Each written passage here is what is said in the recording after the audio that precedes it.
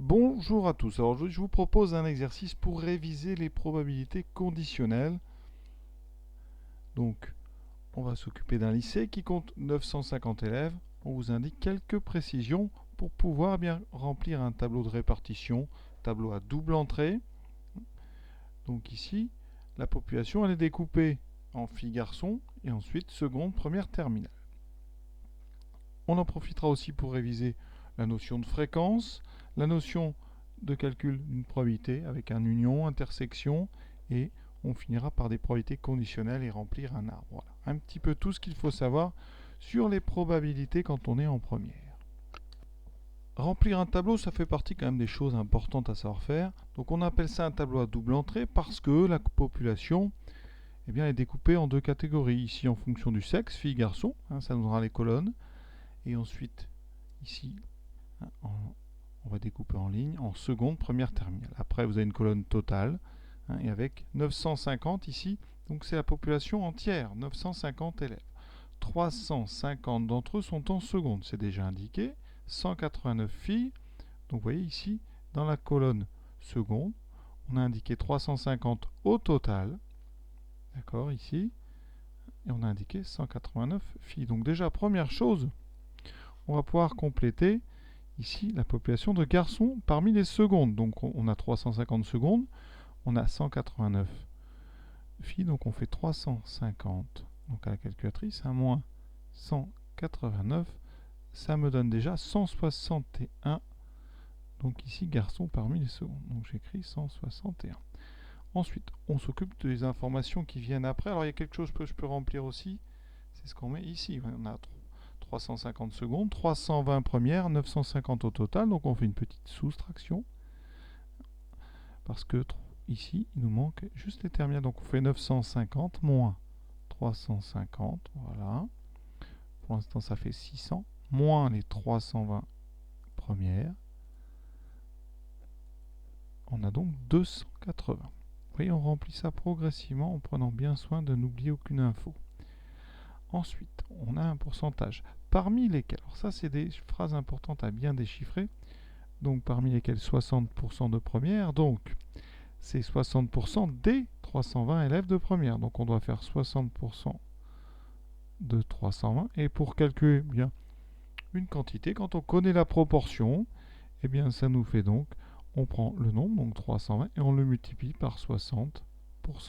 60%, en maths, c'est 60 sur 100, c'est-à-dire 0,6. Tout ça, c'est le même calcul. Donc, on fait 320 fois 0,6. La machine va s'en occuper. 320 fois donc 0,6. Ce qui me donne, vous voyez, 192. Donc, pour l'instant, ça tombe juste et parfait. Donc, j'indique 192. Donc, dans les élèves de première, j'aurai 192 filles. Donc, ici, 192. Oui, progressivement. Il faut bien mettre les nombres au bon endroit. Ensuite, on peut remplir une case de plus. Celle qui est juste dessous, ce 192. Donc on fait 320 moins 192. Ça donne 128. On continue. Il nous faut une autre information. Donc on continue à lire le texte. Les filles forment 58% de l'effectif total. Donc il va falloir que je calcule 58% donc du total, c'est-à-dire de 950. Alors, il est indiqué dans un tableau pour vous aider. Ici, déjà, le 551. Je vais quand même le vérifier. Ça permet de réviser. Donc, on fait 950 fois 58 divisé par 100, ce qui donne 0,58. Donc, fois 950. Encore la calculatrice. Et on doit trouver 551. Alors c'est bien de vérifier comme ça, on est sûr qu'on est dans le vrai. Voilà, 551, c'est parfait. Donc ici, on peut remplir la case qui est dessous en faisant une soustraction. 950 moins 551. J'aurais pu le faire d'ailleurs dès le début.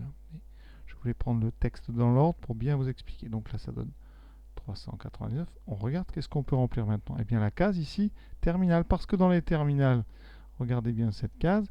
Si on regarde toute la ligne, eh bien. On sait qu'on a 399 au total. Il va falloir lui enlever les 161 et les 128 et ça doit donner ce qui nous manque. Donc je fais 399 moins 161. Pour l'instant, ça me donne 238 moins les 128 qui sont à côté. Oups, j'ai oublié de mettre moins, bougez pas. Donc 238. Le 1 est resté décidément. 238. Donc moins 128. Et ça me donne 110 terminal. Donc ici, hein,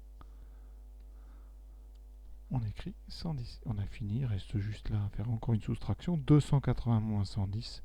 Ça c'est facile, on peut le faire sans calculatrice. Ça fait 170. Et on peut vérifier, comme ça, la première ligne, voir si tout coïncide. Donc on vérifie.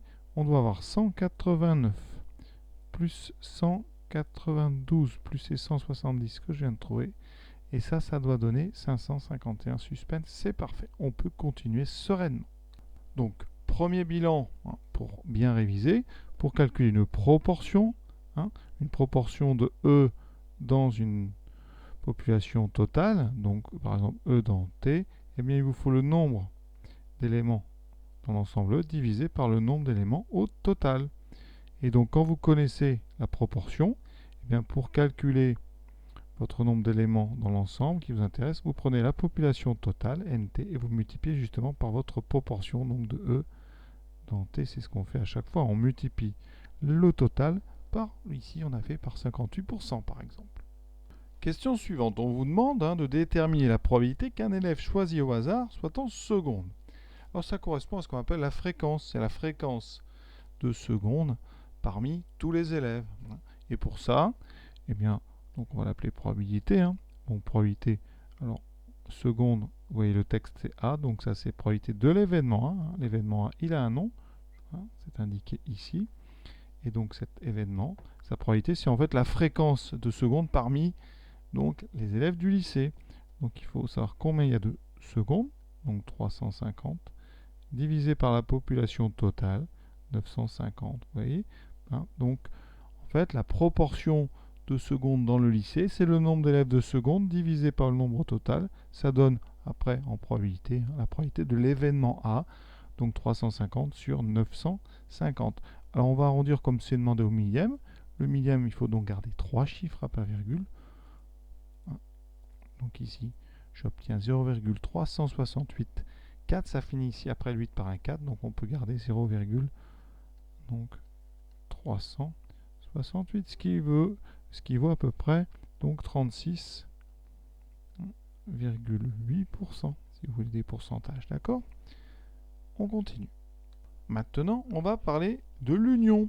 Alors B union C, on vous demande déjà de faire une phrase. Alors regardez bien comment on a fait les premières phrases. Elles commencent toutes ici par l'élève et donc on va faire pareil. Alors ici, B union C, ça sera l'élève. Voilà. Et quoi? Alors union, ça veut dire où? Ça veut dire qu'ici, B c'est première, C c'est terminale, donc l'élève est en première, ou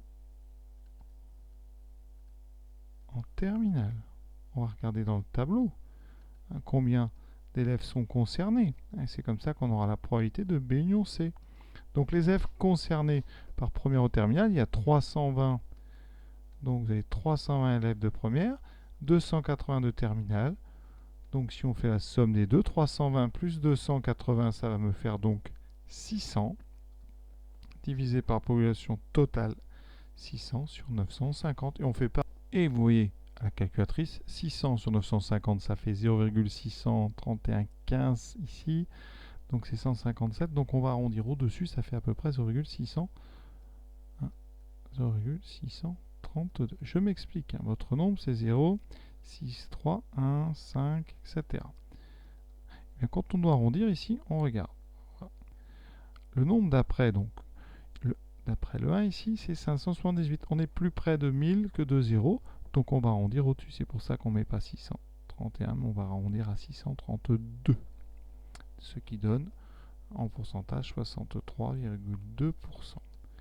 Donc la probabilité que vous choisissiez quelqu'un qui est en première ou en terminale, c'est 63,2%. Alors il existe une autre façon de faire ça en prenant l'événement contraire. Le contraire de première ou terminale, c'est donc seconde. On a 350 élèves de seconde.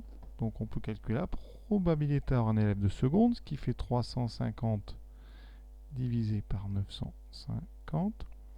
Voilà, ça fait 0,368. Et on va prendre le par rapport à, donc ça fait 36,8%, et on va prendre le contraire, donc on fera 100 moins 36,8, et vous voyez qu'on retrouve 63,2. On peut toujours passer par l'événement contraire, hein. Donc je répète, hein, c'est que la probabilité de B union C, eh bien c'est 100%, c'est-à-dire 1, moins la probabilité de l'événement phi, c'est-à-dire seconde, pardon, P de A, ce qui fait 1 moins donc 350 sur 950, et ça vous donne, vous voyez, 63,2%.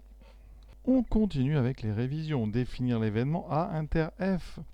Alors, c'est une intersection. Ça, c'est donc A intersection F. Ça veut dire qu'on va considérer l'événement qui est l'intersection de AF, c'est-à-dire qu'il faut que A et F soient réalisés en même temps.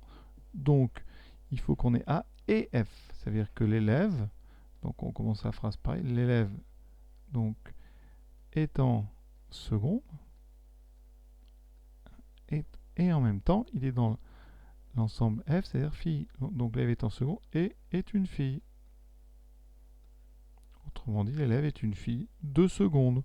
Et pour la probabilité de A inter F, eh bien on va regarder dans le tableau l'intersection de la ligne A, donc la ligne ici, la colonne A plutôt, avec donc orange, donc l'intersection de cette colonne là avec la ligne donc ici fille, donc toute cette ligne là. Et qu'est-ce qu'on va trouver à l'intersection, vous voyez? Eh bien c'est notre ici 189. Donc on a 189 filles qui sont en seconde, c'est bien une intersection, et colonne ligne divisé par pour l'instant la population totale. L'élève est encore choisi dans toute la population. Ça fait 189 divisé par 950. 189 donc divisé par 950. Et bien ça donne, alors ici je vais l'écrire, 0,198,94. Donc là on va être obligé d'arrondir au-dessus, ça fait 0,199 au millième, ce qui me donne à peu près 19,9%. Donc 19,9% ici des élèves sont des filles qui sont en seconde. Donc la probabilité qu'en choisissant un élève au hasard, bien on tombe dans un élève de cette zone, de cet ensemble, c'est 19,9%. Quatrième question, maintenant on va réviser ce qu'on appelle les probabilités conditionnelles. Alors quand on écrit P, F, A, et bien ça, c'est ce qu'on appelle la probabilité de F sachant A. Alors avec les catégories de l'exercice, F c'est fille, A c'est seconde, donc c'est la probabilité donc de choisir une fille sachant qu'on a choisi un élève de seconde. D'accord? Donc là, on ne va regarder que les secondes et regarder parmi ces secondes quelle est la proportion de filles. Et quand on a comme ça un tableau, c'est assez simple.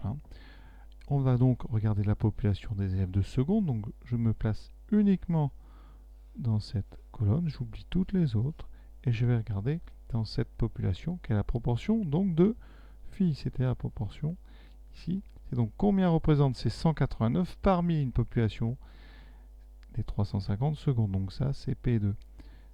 Donc ça sera 189 divisé par 350. Si on utilise le cours, la probabilité de F sachant A, ce n'est autre que P2 A inter F ou F inter A divisé par la probabilité de A.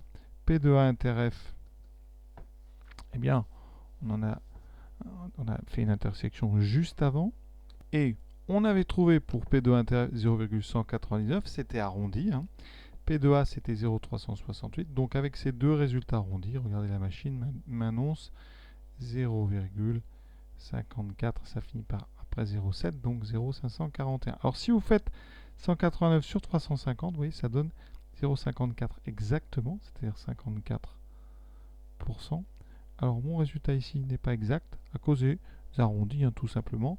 Ce n'est pas faux, mais si vous avez travaillé avec les arrondis avec la formule du cours, vous obtiendrez 0,541, c'est pas grave. Hein. Donc ici, ça vous propose en fait deux méthodes.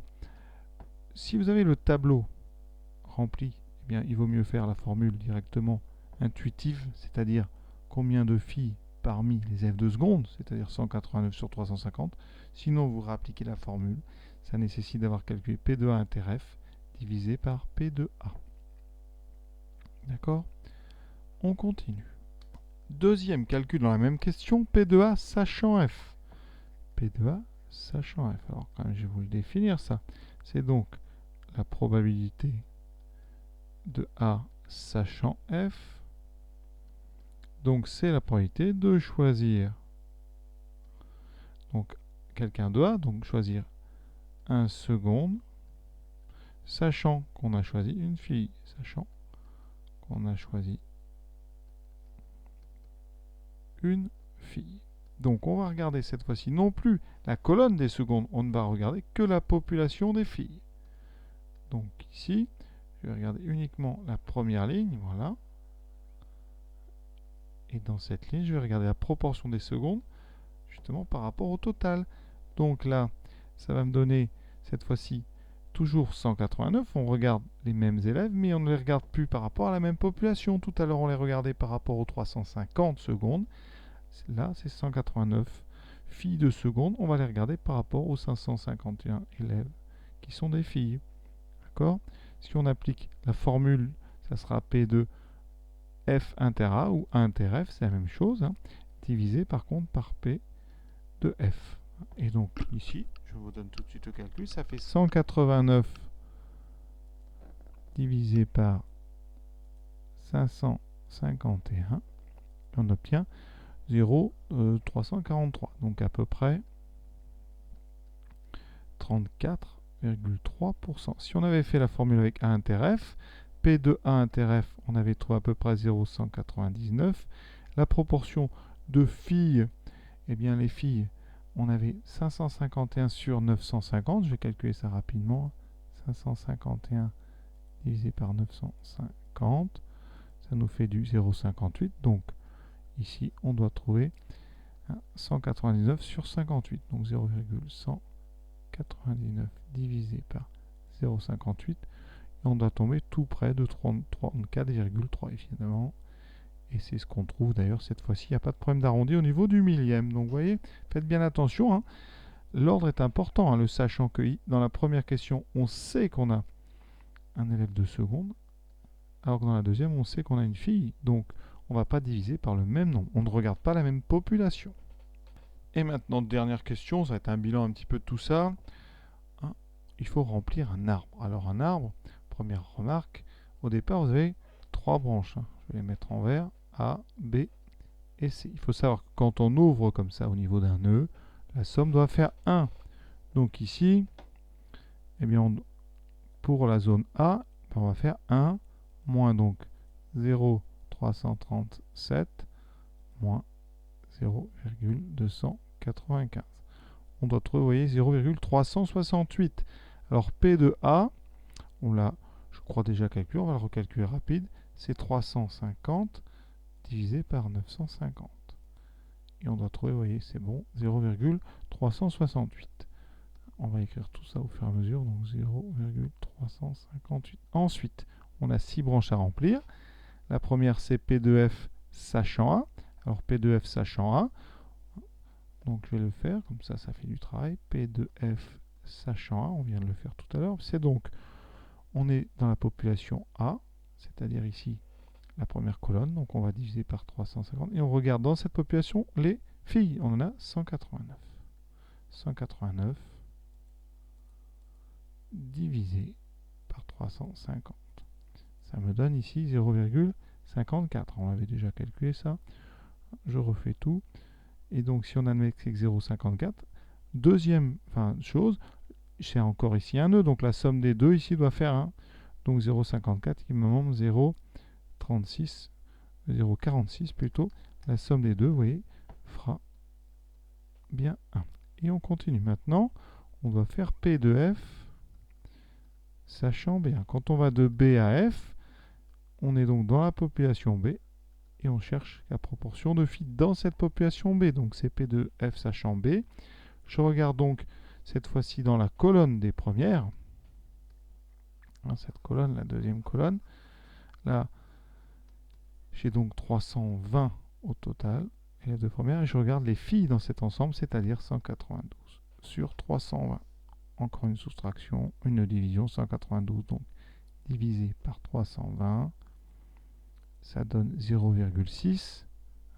Alors ça, explication, on revient dans le sujet. Regardez bien, ça c'était dit dans cette phrase-là. Il y a 320 élèves de première, parmi lesquels 60% sont des filles. Donc cette probabilité conditionnelle, elle était inutile à recalculer, on l'avait déjà dans le texte.